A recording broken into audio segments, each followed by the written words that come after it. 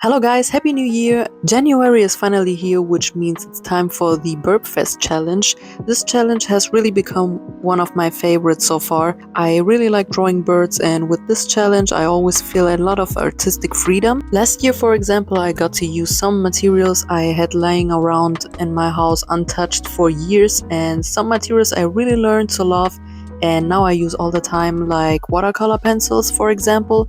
This year I want to take the time to experiment with all sorts of materials and styles. I also want to keep everything loose and sketchy and get away from the mindset that everything has to be perfect. I just want to have fun and draw more. I prepared a bit before starting with the challenge.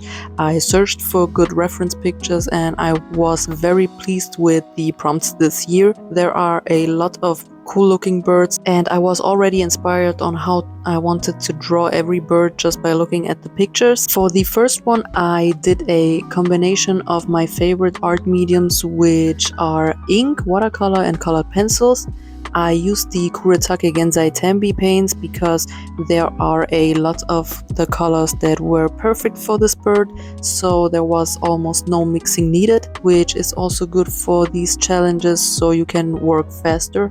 As I said, I went for a more simplistic look to keep it more like a sketch and not a very polished out painting. But I did add some details and depth into it, of course, and since this bird has these beautiful colorful wings, I decided to draw these with Polychromos colored pencils, which makes the whole drawing so vibrant and very joyful and simple and effortless at the same time.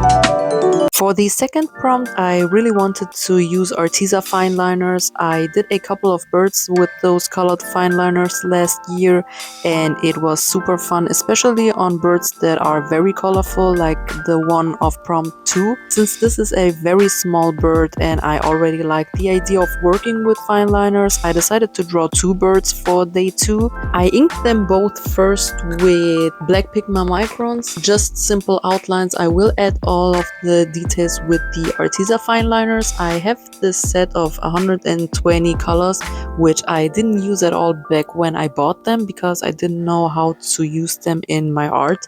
So last year during Birbfest I had this idea to get them out and finally use them to color in some birds, and it worked surprisingly well. So I did some more prompts with these. I haven't used them since, so when I saw these birds I immediately thought of using them again. I'm a bit rusty with this coloring technique, but I got into it real fast and you will definitely see me using these again throughout this month. I really love how these birds turn out. The colors look so vibrant and for some reason drawing all of those fine lines was super relaxing.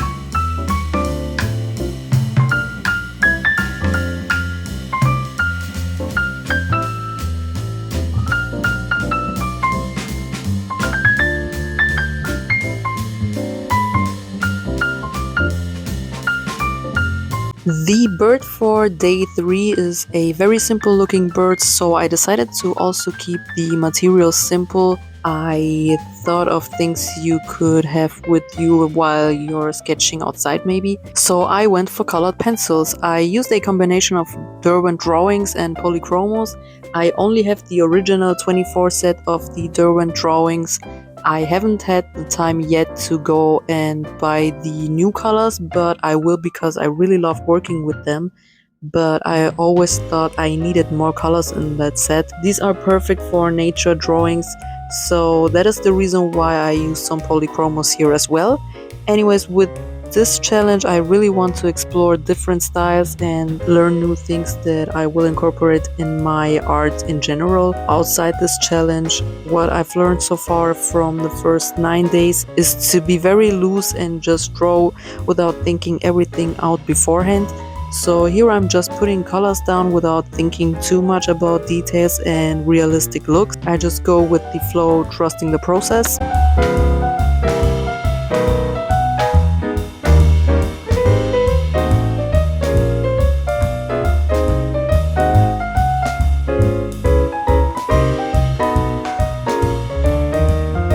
To smooth out the colors, I use the Derwent burnisher, which is a game changer. I love this thing. It's really amazing how good it works, especially with those Derwent drawing pencils. This is a very quick way to draw, but also if you're outside drawing, you can put down colors quick and then go over that with the burnisher, and you don't have to put in a lot of time while slowly building up layers. Just make sure to have enough pigments down on your paper. For day 4 I did 2 birds again because they are quite small and they aren't very detailed since they are just black and yellow, so doing just one was too boring for me. Anyways, I have to say I wasn't very motivated to draw this prompt because the bird is too black, so I didn't really know how to approach this bird. I thought about going for a cartoony look maybe, but then I decided to go for watercolors and pencils. I used my Van Gogh watercolor palette because I have a lot of blacks, grays and dark browns in there, which are perfect for the feathers. Doing the details with pencils was the most fun part of the drawing because it made the sketch really pop. I did a couple of watercolor layers, but it is almost impossible getting these rich darks with only watercolors. I also love working with pencils on top of watercolors to add more texture to the flat drawings.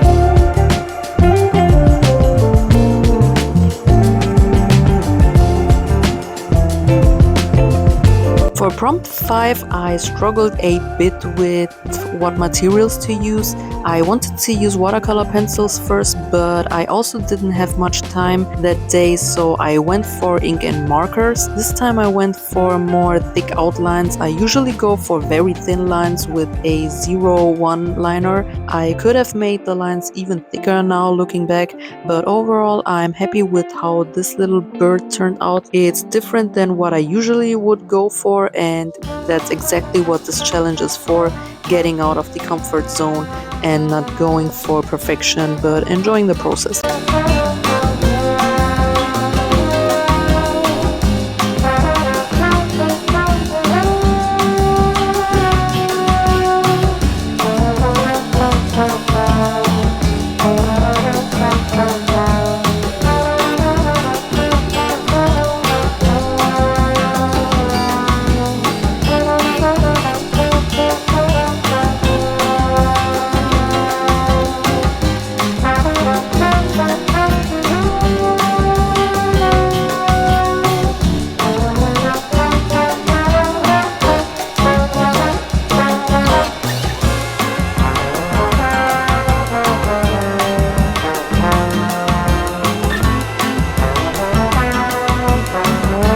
For day 6, I finally got to use watercolor pencils. This one was a lot of fun to do.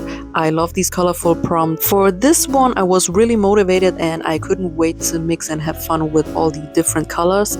With watercolor pencils, I always start by putting down basic colors. I make sure to have enough pigments on the paper, but I don't do any details because once I activated everything with water, it will wash away all of those details and we don't want that.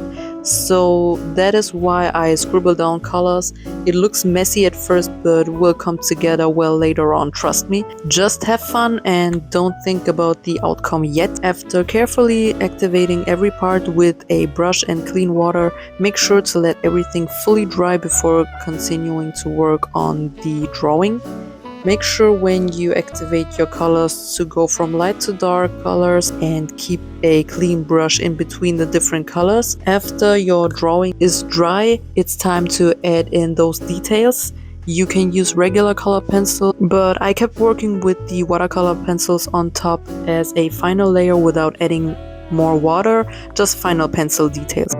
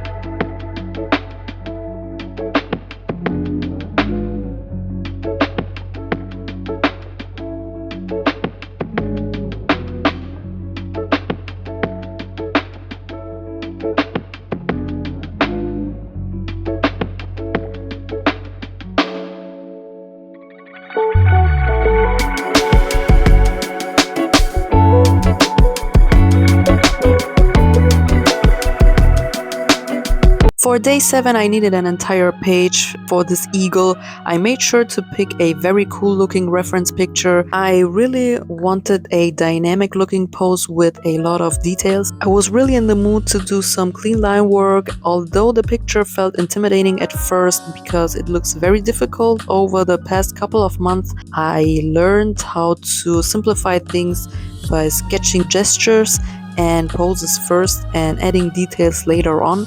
That helps a lot. Since I wanted the focus of this to be more on the line work, I decided to color this eagle in with a light wash of watercolors.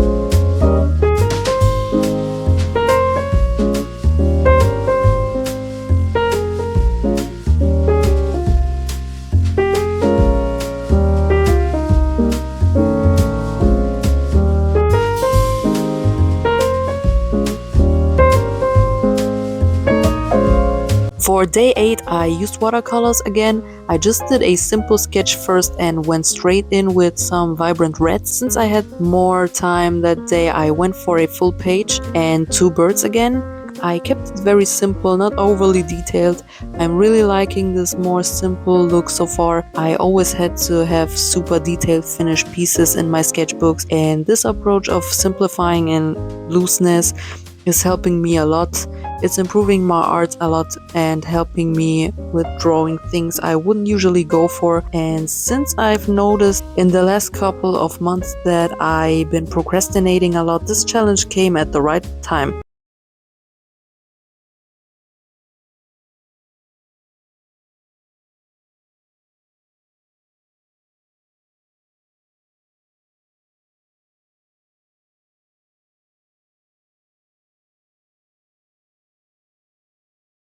I wasn't sure if I wanted to add more details with watercolors or pencils, but this time I wanted something completely different, and so I used this Fudenosuke ink brush pen. This pen gives you a lot of line variety, so I preferred that to regular fine liners.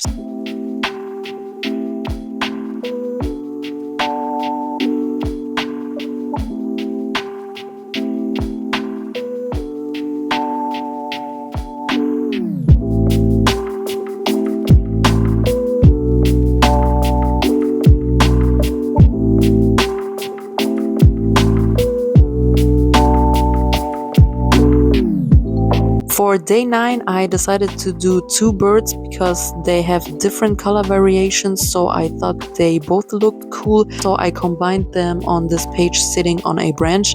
This time I used a black BIC ballpoint pen to do the line work. I haven't done that in a while. I really like the look of ballpoint pen lines, and they are also very handy because they are always around. To color in the birds, I just went in with a more detailed approach with watercolors. They look very simple and beautiful. Overall, I really love how these birds look with those long tails. This was a good prompt to end the video on. I hope this video inspired you to draw more or gave you some ideas for your own Birbfest journey. Thank you so much for watching. Stay tuned for episode 2. Bye guys!